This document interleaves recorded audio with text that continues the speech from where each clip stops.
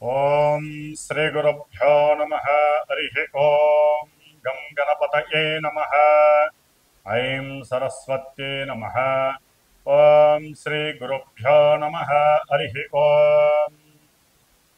ఓం వాగర్ధావివ సంపృక్తో వాగర్ధ ప్రతిపత్తయే జగతః పితరో వందే పార్వతీ పరమేశ్వరౌ. ఓం గురవే సర్వలోకానాం భిషజే భవరోగిణాం నిధయే సర్వవిద్యానాం శ్రీ దక్షిణామూర్తయే నమో నమః. శ్రీ మేధా దక్షిణామూర్తయే నమో నమః. ఓం బృహస్పతే అతయదర్యో అర్హా ఆజ్యుమద్భేవాతి కృతమజ్జనేషు యద్దీదయర్చవసర్త ప్రజాత తదస్మాసు ద్రవిణం దేహి చిత్రం. ఓం బృం బృహస్పతయే నమః. బృహస్పతి అనుగ్రహ ప్రసాద సిద్ధిరస్తు. ఓం శ్రీమాత్రే నమః. ఈ నెల మనకి మార్చి 30వ తేదీ నుండి కూడా మరి శనిగ్రహం ఆయన మారటం, రాశి మారటం, అట్లాగే ఇప్పుడు వచ్చేటటువంటి మే 14వ తారీఖున సూర్యుడు మేషం నుంచి వృషభ రాశిలోకి సంక్రమించేటప్పుడు అదే సమయంలో ఇప్పటి వరకు కూడా వృషభ రాశిలో ఉన్నటువంటి ఆ దేవగురువైనటువంటి బృహస్పతి అంటే గురువు యొక్క గురుగ్రహం అంటారు. మరి ఈ గురువు వృషభ రాశి నుండి మిథున రాశిలోకి మృగశిర నక్షత్రంలో ప్రవేశం జరుగుతోంది. ఆల్రెడీ ఇప్పటికే ఆయన మృగశిర నక్షత్రంలో ప్రవేశం కాంచి తన యొక్క సంచారాన్ని చేస్తూ ఉన్నాడు. మరి ఈ యొక్క గురువు మే 14వ తేదీన మిథున రాశిలోకి ప్రవేశించగానే మనకి ఈ యొక్క గురువు వెరీ లాంగెస్ట్ డిస్టెన్స్తో, అంటే ఒక రాశి నుంచి ఇంకొక రాశికి దాదాపుగా 1 సంవత్సర కాలం తన యొక్క ప్రయాణాన్ని 3 నక్షత్రాలలో పరిభ్రమిస్తూ ఉంటాడు. మరి ఈ సంవత్సర కాలాలు దాదాపుగా మేషం నుంచి మీనం వరకు ఆయన 12 రాశులు చుట్టి వచ్చేటటువంటి సమయాన్ని పుష్కర కాల సమయం అంటారు. అంటే ఒక రాశిలోంచి ఈయన ఇంకో రాశిలోకి ప్రవేశించినప్పుడు మరి దేవాది దేవుడు దేవతలందరికీ గురువు అయినటువంటి ఆ సద్గురువు ఆ యొక్క బృహస్పతి మిథున రాశిలోకి ప్రవేశించగానే మే 13వ తారీఖు అర్ధరాత్రిన మనకి సరస్వతీ నది పుష్కరాలు ప్రారంభం అవుతున్నాయి. అంటే 14వ తారీఖు నైటు, అంటే మనకి మే 14వ తారీఖు నుండి దాదాపుగా 12 రోజులు ఈ యొక్క గురువు మనకి మే 26వ తేదీ వరకు పుష్కర సమయంగా భావిస్తారు. మరి ఈ పుష్కరాల్లో మనం మనకి దగ్గరలో ఉత్తరప్రదేశ్లో ఉన్నటువంటి ప్రయాగ అంటే త్రివేణి పుష్కరం అంటారు, త్రివేణి సంగమం అని అంటారు. గంగా యమున సరస్వతి అంతర్వాహినిగా సరస్వతీదేవి మరి ఆవిడ పుట్టినటువంటి బద్రీనాథ్ నుంచి వచ్చి ఇక్కడ కలుస్తుంది. అట్లాగే బద్రీనాథ్ దగ్గర మానా అనేటటువంటి గ్రామంలో ఈ సరస్వతీదేవి ప్రవాహం చేస్తూ అంతర్వాహినిగా చక్కగా త్రివేణి సంగమంలో కలుస్తుంది. కాబట్టి అక్కడ గనక ఎవరైతే ఈ యొక్క 12 రోజుల్లో సాధ్యమైనంత వరకు ఓపిక, ఆరోగ్యము, మనస్సు, ప్రశాంతత ఉన్నటువంటి వాళ్ళు, ఉన్నతమైనటువంటి విద్యను పొందాలనుకునేవారు, అట్లాగే వ్యాపారపరంగా ఉద్యోగపరంగా జీవితాంతం చక్కటి ఆనందాన్ని, అట్లాగే కుటుంబ సౌఖ్యాన్ని, వివాహ యోగ్యతని, సత్సంతాన ప్రాప్తిని, ముఖ్యంగా ధనాభివృద్ధిని పొందేటటువంటి వారు ఈ సరస్వతీ నది పుష్కరంలో ఆ యొక్క స్నానం ఆచరించడం ద్వారా ఆ యొక్క బృహస్పతి అనుగ్రహం అందరికీ లభిస్తుంది. మరి ఈ గురువు దాదాపుగా జూన్ 13వ తేదీన వరకు కూడా ఈ గురువు కుజ నక్షత్రంలో ప్రవేశం చేస్తూ మనకి కొన్ని రాశుల వారికి కొన్ని రకాలైనటువంటి పరిస్థితుల్ని కలగజేస్తూ ఉంటాడు. అట్లాగే జూన్ 13వ తేదీ నుండి గురుడు ఆరుద్ర నక్షత్రం రాహు నక్షత్రంలో వచ్చినప్పుడు దాదాపుగా ఆగస్టు 12వ తేదీ వరకు కూడా ఈ రాహు నక్షత్రంలో సారసల్పడం ద్వారా ఈ గురువు తనిచ్చే ఫలితాలే కాకుండా రాహు ఉన్నటువంటి రాస్యాధిపతి శని ఇచ్చే ఫలితాలు, రాహు ఇచ్చే ఫలితాలు కూడా చక్కగా ఇస్తూ ఉంటారు. అంటే కొన్ని అనుకూలతలు, కొన్ని ప్రతికూలతలు ఇచ్చే అవకాశాలు ఉన్నాయి. ఆ తదుపరి ఆగస్టు 13వ తేదీన పునర్వసు నక్షత్రంలోకి మారుతాడు. అక్టోబర్ 18న ఉచ్చస్థితి అయినటువంటి కర్కాటక రాశిలోకి ఈ యొక్క స్వామివారు మారే అవకాశం ఉంటుంది. ఆ తర్వాత నవంబర్ 11న ఈ గురు మహాదేవుడు కర్కాటకంలో వక్రీగమనం చెంది డిసెంబర్ 5న మరలా వక్రీగమన స్థితిలో మిథున రాశిలోకి వెళ్తారు. ఈ విధంగా వీరు ఈ గురువు దాదాపుగా మే 14 నుండి కూడా 2 రాశుల్లో తన యొక్క సంచారాన్ని సలుపుతూ వివిధ రాశుల వారికి అంటే మేషాది మీనరాశి పర్యంతం రకరకాలైనటువంటి ఆయన ఉన్నటువంటి నక్షత్రాల పరంగా కూడా రకరకాలైనటువంటి విశేషమైనటువంటి అనుభవాలు మనకి అనుభవంలోకి తెచ్చేటటువంటి పరిస్థితి గురు మహాదేవుడిస్తాడు. మరి ఈ బృహస్పతి అంటే ఈ గురువు విశేషమైనటువంటి జ్ఞానాన్ని కలుగు చేసేటటువంటి దైవగ్రహం. అంటే సాక్షాత్తు దేవతలందరికీ కూడా ఈయన మంత్రి. ఈయన యొక్క సలహా లేకుండా అక్కడ దేవలోకాలలో ఎటువంటి కార్యక్రమము జరగదు. వాళ్ళు రాజులైనా సరే, ఇంద్రుడైనా సరే, ఎవరైనా సరే ఈయన యొక్క సలహా మేర మాత్రమే మంచి చెడు జరిగేటటువంటి అవకాశాలు ఉన్నాయి. మరి అంతటి పోర్ట్ఫోలియో ఉన్నటువంటి గురుడు మన యొక్క భూమి నుండి దాదాపుగా 43 కోట్ల దూరంలో ఉన్నారు. మరి అంత దూరంలో ఉన్నటువంటి గురువు ఔటర్ ప్లానెట్ అయి ఆయన యొక్క దృష్టి మరి కొన్ని రాశుల మీద పడే అవకాశం ఉంటోంది. అంటే మిథున రాశిలోకి వచ్చినప్పుడు దాదాపుగా వీరి యొక్క దృష్టి 5వ దృష్టి తులారాశి మీద, 7వ దృష్టి ధనస్సు రాశి మీద, అలాగే 9వ దృష్టి కుంభరాశి మీద పడుతున్నాయి. ఈ యొక్క గురువు యొక్క దృష్టి గ్రహాలలో వారు ఉన్నటువంటి స్థానబలం కన్నా, కలిసినటువంటి గ్రహబలం కన్నా వీరు చూసేటటువంటి దృష్టి బలం చాలా గొప్పది. అందులో ఈ బృహస్పతి అంటే గురువు యొక్క దృష్టి అచంచలమైనది, చెప్పటానికి కూడా అనిర్వచనమైనటువంటిది. అంటే అంతటి చక్కటి శుభవీక్షణలు గురువుకున్నాయి. ఈయన గురువర్గానికి సంబంధించిన గ్రహాలలో గురువు అత్యంత శ్రేష్ఠుడు. ఈయన యొక్క దృష్టి పడితే చాలు ఎటువంటి వారికైనా కుజదోషాలు తొలగిపోతాయి. అట్లాగే ఈయన యొక్క నక్షత్రాల్లో ఉన్నటువంటి వారు అంటే దాదాపుగా గురువు యొక్క నక్షత్రాలు మనకి మేషం నుంచి గనక చూసుకున్నట్లయితే మిథున రాశిలో పునర్వసు నక్షత్రం 1, 2, 3 పాదాల వారు, అట్లాగే కర్కాటక రాశిలో 4వ పాదం ఉంటుంది ఈ గురువు యొక్క నక్షత్రాలు.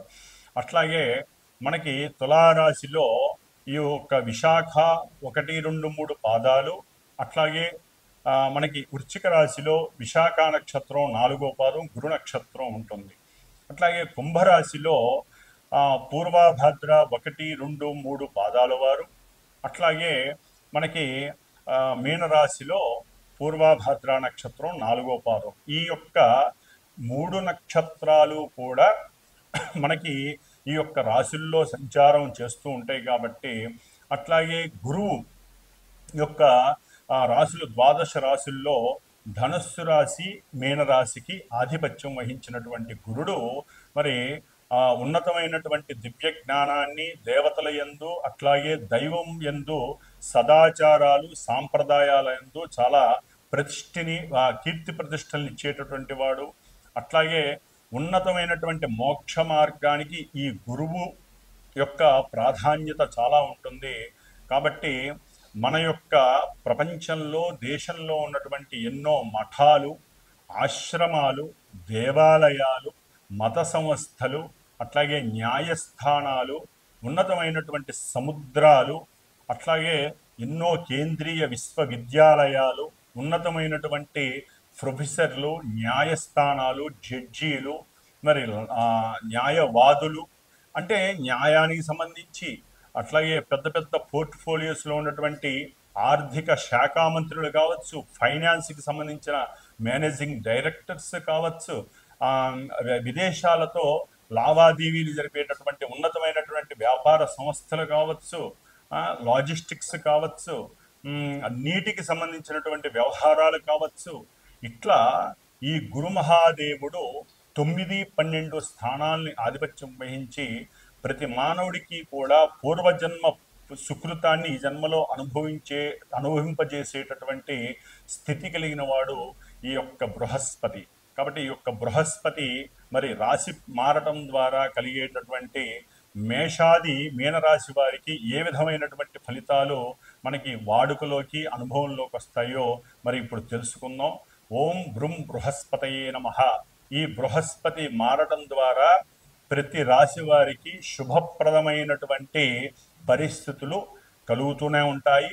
కాకపోతే వారి యొక్క జన్మజాతకాలలో ఉన్నటువంటి లగ్నాలను బట్టి, నడిచేటటువంటి దశాంతర దశలను బట్టి, ఈ యొక్క గురువు సరైనటువంటి కేంద్ర కోణాధిపత్యం బట్టిన, అట్లాగే ఉచ్చ స్థితుల్లో ఉన్న చాలా వరకు శుభాలను ఇస్తాడు. అదే కనుక వారి యొక్క లగ్నాలను బట్టి ఈ యొక్క బృహస్పతి వివిధ రకాలుగా కొంత పాపాధిపత్యం పట్టినటువంటి రాశులు, పాపస్థానాలు, నీచ స్థానాల్లో ఉండి శత్రుక్షేత్రాల్లో ఉన్నట్లయితే కనుక ఈ బృహస్పతి మరి ఇచ్చేటటువంటి ఫలితాలు, పరిణామాలు చాలా ఘోరంగా కూడా ఉంటాయి. అటువంటి వాళ్ళు గురువుకు సంబంధించినటువంటి జపాలు, స్తోత్రాలు, దానాదులు, ప్రదక్షిణాలు, ముఖ్యంగా గురువు అశ్వత్థ వృక్షము అంటే రావి చెట్టుకి ప్రతీక కాబట్టి మరి రావి సముద్రలతో ఈ గురువుకి గురు పాశుపత హోమమని, విద్యార్థులైతే మేధా దక్షిణామూర్తి పాశుపత హోమమని, వ్యాపారస్తులైతే కనుక ధన పాశుపత హోమమని, ఇలాంటివన్నీ కూడా మరి ఎంతోమంది చేయించుకునేటటువంటి అవకాశాలు తీసుకునే ఆ సందర్భం ఇప్పుడు రాబోతోన్నది. ఇదంతా కూడా పూర్వజన్మ పుణ్య సుకృతంగా భావించాలి. ఎందుకంటే సదాచారాలు, ఆచారాలతో పాటుగా ఈ గురువు ద్వారా మనకి యజ్ఞాదులు, హోమాదులు, ఇలాంటి శుభకార్యాలు చేసేటటువంటి మహద్భాగ్యం కలుగుతోంది. సరే, కొన్ని రాశుల వారికి గురువు బాలేనటువంటి వాడు ఈశ్వరారాధన చెయ్యండి, కృష్ణ పరమాత్ముణ్ణి ఆరాధించండి, భగవద్గీతని ఆచరించండి, చదవండి, 10 మందికి హితబోధ చెయ్యండి. గురువు యొక్క అనుగ్రహం ప్రతి రాశికి విశేషంగా కలుగుతుంది. ఓం బృం బృహస్పతయే నమః. ఓం బృం బృహస్పతయే నమః. తులారాశి. మరి తులారాశి వారికి అన్ని గ్రహాలు అనుకూలంగా ఉన్నాయి. మరి మే 14 వరకు గురుగ్రహం సంవత్సరం బట్టి కూడా ఊరిస్తోంది. మే 14 ఎప్పుడు వస్తుంది, సరస్వతి పుష్కరాలు ఎప్పుడు వస్తాయి, 9లోకి గురుడు ఎప్పుడు వస్తాడు, బృహస్పతి వచ్చి మమ్మల్ని కాపాడుతాడు అని ఎంతో పరితపిస్తున్నారు ఈ తులారాశి వారు. ఒకటండి, ఇప్పుడు మనం గ్రహస్థితులన్నీ అనుకూలంగా ఉన్నాయి అనుకుంటాం, కానీ వారి జాతకంలో ఈ యొక్క గ్రహాలు నడిచే దశలు, అంతర్దశలు కూడా అనుకూలంగా ఉండాలి కదా. ఏదేమైనా అనుకూలంగా ఉన్నా ఉండకపోయినా గురుగ్రహ దృష్టి రాశి మీద పడిందంటే వారికి శుభమే. ఇది మాత్రం 100% ప్యూరిటీ.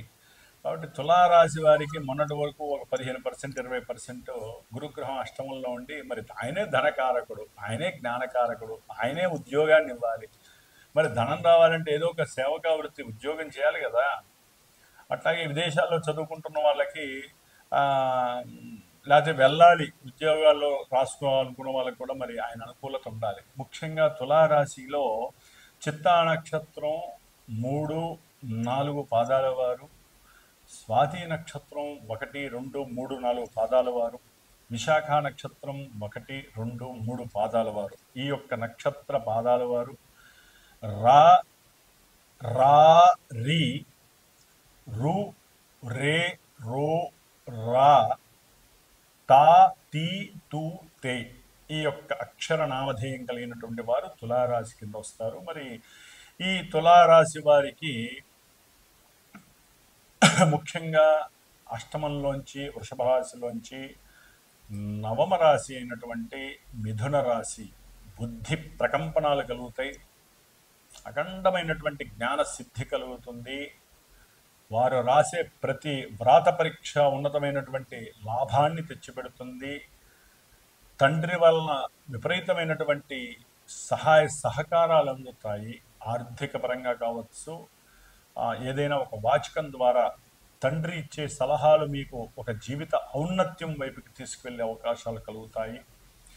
బంధుమిత్రాదుల యొక్క సహాయ సహకారాలు ఈ తులారాశి వారికి కనిపిస్తున్నాయి.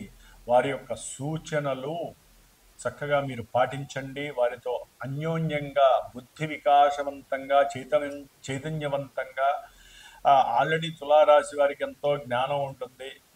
వారి బుధగ్రహ అనుగ్రహం ఉన్నటువంటి వారు.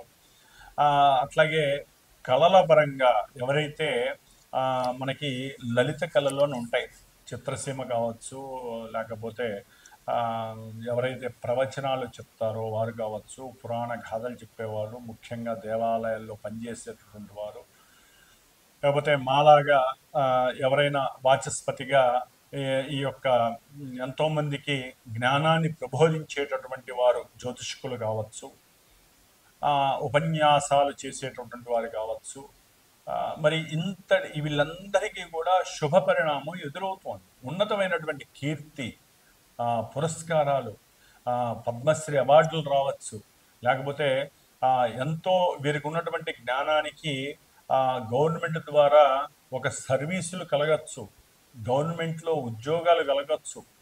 అది పురోహితులు కావచ్చు, గుళ్ళల్లో పూజారిగా ప్రయత్నించే వాళ్ళు కావచ్చు, లేకపోతే సభలు, ఇట్లాంటి ఉపన్యాసాలు, లేకపోతే జ్యోతిష్య పురస్కారాలు కూడా లభించే అవకాశం ఈ యొక్క తులారాశి వారికి కలుగుతోంది.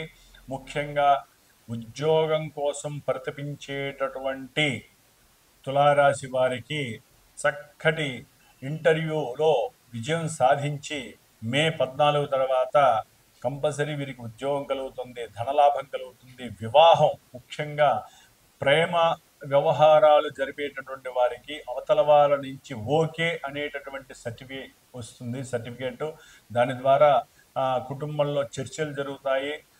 మరి వివాహం వైపు దారితీసే అవకాశం ఉంటుంది. వివాహం అవ్వటానికి ఎక్కువ అవకాశాలు ఉన్నాయి తులారాశి వారికి.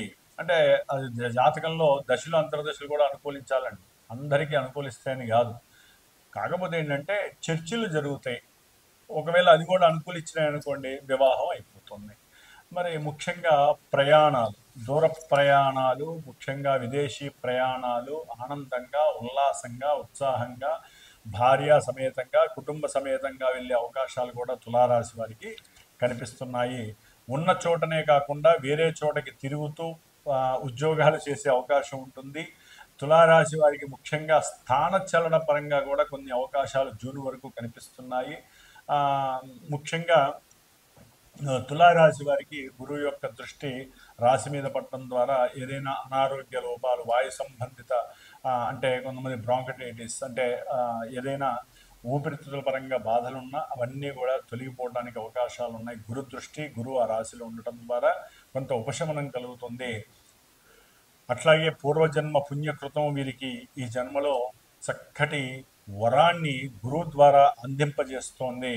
అట్లాగే గురువు పంచమ స్థానమైనటువంటి రాహు మీద ఉండేసరికి కొంత వీరికి కొంతమంది గర్భవతులు కానీ సంతానం గురించి ప్రయత్నం చేసే వాళ్ళకి రాహు యొక్క దృష్టి గురువు మీద ఉండటం ద్వారా, గురువు రాహుని చూడటం ద్వారా, అది 5వ స్థానం అవటం ద్వారా కొంత ఏదో ఇబ్బందులు కనిపిస్తున్నాయి వారి యొక్క గర్భ పరిస్థితులను బట్టి. కాబట్టి కొంచెం జాగ్రత్త వహించండి. సుబ్రహ్మణ్యేశ్వర స్వామి ఆరాధన చేయండి. లేకపోతే ఈ గురు రాహువుల యొక్క సమ్మిళితం కాబట్టి వారి యొక్క దృష్టిలు ఒకరినొకరు చూసుకుంటున్నారు కాబట్టి ఓం నమో భగవతే రుద్రాయ అనేటటువంటి నామస్మరణ దశాక్షరి మంత్రాన్ని మీరు పఠించండి. లేకపోతే ఒక్కసారైనా సరే మీరు ఈ గురు రాహువుల దోష పరిహారార్థమై, అంటే గురు రాహువులు అంటే రాహువు వలన కలుగుతోన్న దోషం, సుబ్రహ్మణ్య పాశుపత హోమం చేయించండి, నమక పారాయంతో హోమం చేయించండి, లేకపోతే రుద్రాభిషేకాలు చేయిస్తూ ప్రతి గురువారం కూడా తీర్థం తీసుకోండి. ముఖ్యంగా ఈ యొక్క గురువు యొక్క మార్పు మళ్ళీ అక్టోబర్ 18 తర్వాత వీరికి తులారాశి వారికి 10వ స్థానంలో ఉండటం ద్వారా ఉన్న చోటే ఉద్యోగంలో కొంచెం మార్పు కలిగే అవకాశం ఉంటుంది. కొంచెం అది ఒక అసమతుల్యమైనటువంటి పరిస్థితులను కలుగు చేస్తోంది. కాబట్టి వీరు సౌకర్యాన్ని కొంతవరకు ఉద్యోగంలో మార్పు చెందే అవకాశం ఉంటుంది. ఏదైనా గృహ కట్టడాలకి సంబంధించిన విషయాల్లో కూడా సరైనటువంటి ఆర్థిక పరిస్థితి వీరికి తగ్గే అవకాశం కూడా ఉంటుంది. కాబట్టి మంట మీద అంటే మంచి ఒక నెయ్యి ఒక హోమం చేస్తున్నప్పుడు చక్కటి మంట వస్తున్నప్పుడు నెయ్యి వేస్తే ఎట్లా అయితే ఉంటుందో, నీళ్లు పోసినప్పుడు తగ్గిపోతుందో, వీరికి అక్టోబర్ 18 తర్వాత తులారాశి వారందరికీ కూడా కాదండి, జన్మతః కొంత పరిస్థితులు ఉన్నటువంటి వారికి కొంత ఉద్యోగపరంగా కొన్ని ఇబ్బందులు ఎదురయ్యే అవకాశం ఉంటుంది. అట్లాగే ఆర్థికంగా మాత్రం ఉద్యోగరీత్యా వీరికి ఇంకా ప్రమోషన్స్ వచ్చే అవకాశం కూడా కొంతమందికి కలగడానికి అవకాశం కలుగుతోంది. అట్లాగే చేసే వృత్తి ఉద్యోగాల యందు కూడా వీరికి సౌకర్యవంతంగా ప్రయత్నం చేసుకోవటానికి వీరి నాలెడ్జ్ చాలా ఉపయోగపడుతుంది. ఇప్పుడు ఆల్రెడీ చాలా నాలెడ్జ్ని వీరు కూడగట్టుకుంటున్నారు. ఈ నాలెడ్జ్ ద్వారా వీరికి ఉన్నతమైనటువంటి ఉద్యోగ ప్రాప్తి, ధన ప్రాప్తి కలగడానికి అవకాశం ఉంది. సంతాన ప్రాప్తి కూడా కలుగుతుంది. ముఖ్యంగా వివాహ యోగ్యం అనేటటువంటిది గురు యొక్క ప్రభావం. చేసేటటువంటి ఉద్యోగంలో కొంచెం వెసులుబాట్లు కూడా కలగడానికి ఈ గురువు 9వ స్థానంలో ఉండటం కొంత ఇబ్బందులను కూడా కలుగు చేస్తుంది. అట్లాగే ధనపరంగా సహాయ సహకారాలు కూడా చేస్తారు. అంటే సేవకాతత్వం, ఎవరైనా సరే వీరు చేసేటటువంటి ఉద్యోగంలో ఎవరన్నా అడిగితే అప్పుగా ఇవ్వడం అనేది కూడా జరుగుతుంది. అక్కడ ఒకంత జాగ్రత్తగా మీరు యొక్క బుద్ధి కుశలతని, జ్ఞానాన్ని ఉపయోగించండి. ఇవ్వచ్చా ఇవ్వకూడదా అనేటటువంటి విషయాన్ని గురించి అప్పుడు ఆలోచించండి. ఏదైనా సరే గృహపరమైనటువంటి కట్టడాల విషయంలో వీరు అక్టోబర్ తర్వాత కొంత ఆలోచించండి. దాని ద్వారా పెద్దవాళ్ళ యొక్క సహకారం, లేకపోతే ముఖ్యంగా గురువుల యొక్క మన్నన మీకు చాలా అవసరం. గురువుల యొక్క ఆశీర్వచన బలం చాలా అవసరం. వీలుంటే ఈ యొక్క తులారాశి వారు దగ్గరలో ఏదైనా దేవాలయంలో కానీ లేదా పురోహితులకు కానీ 3 మామిడి పళ్ళు దానం చేయండి, లేదా ఒక పనస పండు దానం చేయండి. అక్టోబర్ 18 తర్వాత ఉద్యోగంలో స్టాండర్డైజేషన్ కలుగుతుంది. కాబట్టి ఈ విధంగా గురుగ్రహ అనుగ్రహాన్ని అక్టోబర్ 18 తర్వాత మాత్రం అనుగ్రహం పొందాలంటే బ్రాహ్మణికి ఏదైనా దాన ధర్మాలు చేయండి. మీరు కూడా గురుగ్రహ స్తోత్రాన్ని పాటించండి. దాని ద్వారా చక్కటి ఉద్యోగ స్థితిలో బాగుంటుంది. చదువుకునే విద్యార్థులకు కూడా అనుకూలమైనటువంటి పరిస్థితులు చక్కగానే ఉన్నాయనే చెప్పుకోవాలి. ఓం బృం బృహస్పతయే నమః. ఓం శ్రీ గురుభ్యో నమః. ఓం శ్రీమాత్రే నమః. ముఖ్యంగా మే 14వ తారీఖున దేవగురువైనటువంటి బృహస్పతి అనగా గురువు యొక్క గురుగ్రహం మరి ఈ మేషాది మీన పర్యంతం ఉన్నటువంటి 12 రాశుల్లో ముఖ్యంగా కొన్ని రాశుల వారికి ఈ గురువు యొక్క అనుకూలత దొరకట్లేదు. ప్రతికూలతలు, అట్లాగే ధన నష్టము, వాక్కు ద్వారా కొన్ని ఇబ్బందులు కలిగే అవకాశము, బుద్ధి విచక్షణ జ్ఞానం తగ్గటం, వారి యొక్క వర్చస్సు తగ్గేటటువంటి పరిస్థితులు, ఇట్లా ఎన్నో రకాలుగా ముఖ్యంగా న్యాయస్థానాలకు సంబంధించినటువంటి వారు, న్యాయవాదులు, అట్లాగే న్యావీకి సంబంధించినటువంటి ఉద్యోగాదులు, టీచర్సు, ప్రొఫెసర్లు, ఉన్నతమైనటువంటి నాలెడ్జ్ని కోరుకునేటటువంటి వారు, విదేశాలకు వెళ్ళాలనుకునే వారికి మరి కొన్ని రాశుల వారికి ఈ యొక్క గురుగ్రహ బలం తగ్గడం ద్వారా ఇబ్బందులు కలుగుతున్నాయి. కాబట్టి ముఖ్యంగా వారిలో మేషరాశి వారికి 3లో ఉన్నటువంటి గురువు అనుకూలత కలిగించట్లేదు. మిథున రాశి వారికి జన్మరాశిలో ఉన్నటువంటి గురువు అనుకూలతలు కలిగించట్లేదు. కర్కాటక రాశి వారికి 12వ స్థానంలో గురువు అనుకూలించట్లేదు. అట్లాగే కన్యారాశి వారికి కూడా గురుగ్రహ అనుగ్రహం దొరకట్లేదు. వృశ్చిక రాశి వారికి అసలు దొరకట్లేదు. మరి మకర రాశి వారికి కూడా గురుగ్రహ ప్రతికూలతలు ఎక్కువగా ఉంటున్నాయి. మీనరాశి వారికి కూడా ఈ యొక్క గురుగ్రహ అనుగ్రహం దొరకట్లేదు. కాబట్టి ముఖ్యంగా ఈ యొక్క రాశుల వారు మేషము, మిథునము, కర్కాటకము, కన్య, వృశ్చికము, మకరము, మీనము ఈ రాశుల వారు గురుగ్రహ అనుకూలతకి అంటే ధన ప్రాప్తికి, సంతాన ప్రాప్తికి, ఉన్నత ఉద్యోగ ప్రాప్తికి, ధన ప్రాప్తికి, జ్ఞాన సిద్ధి కలుగజేయటానికి, వ్యాపారంలో వృద్ధి కలుగజేసి దాని ద్వారా ప్రపంచ కీర్తిని పొందటానికి మీరు ముఖ్యంగా గురుగ్రహ జపాన్ని, అట్లాగే గురుగ్రహ జపం తర్వాత తర్పణాలని, హోమాలని, దానాదులని చేయండి, ఆచరించండి. అట్లాగే ముఖ్యంగా దక్షిణామూర్తికి సంబంధించినటువంటి స్తోత్ర పారాయణలు చేయండి. దక్షిణామూర్తి జపము మరి మా యొక్క శ్రీమాత జ్యోతిషాలయ పీఠమునందు దాదాపుగా 16 రోజులు జరుగుతూ ఉంటుంది గురుగ్రహ జపము. అట్లాగే దాంతో పాటుగా మేధా దక్షిణామూర్తి జపము జరుగుతూ ఉంటుంది 16 రోజు, లేదా ఒక గురువారం రోజున, లేకపోతే మనకి గురుగ్రహ నక్షత్రాలు ఉంటాయి. ముఖ్యంగా పునర్వసు, విశాఖ, పూర్వభాద్ర ఈ నక్షత్రాల్లో కానీ గురువారం రోజున కానీ, లేకపోతే గురు పౌర్ణమి రోజు ఎందుకని ఈ యొక్క మేధా దక్షిణామూర్తి యొక్క పాశుపత రుద్రాభిషేకం కానీ, పాశుపత హోమం కానీ జరుపుతూ ఉంటాము. కాబట్టి ఎవరైనా సరే ఈ రాశులకు సంబంధించి విద్యార్థులు కానీ, వ్యాపారస్తులు కానీ, ఉద్యోగాదుల్లో కానీ కాస్త డౌన్ఫాల్ ఉన్నటువంటి వారు ఎవరైనా ఉంటే తప్పకుండా సంప్రదించండి.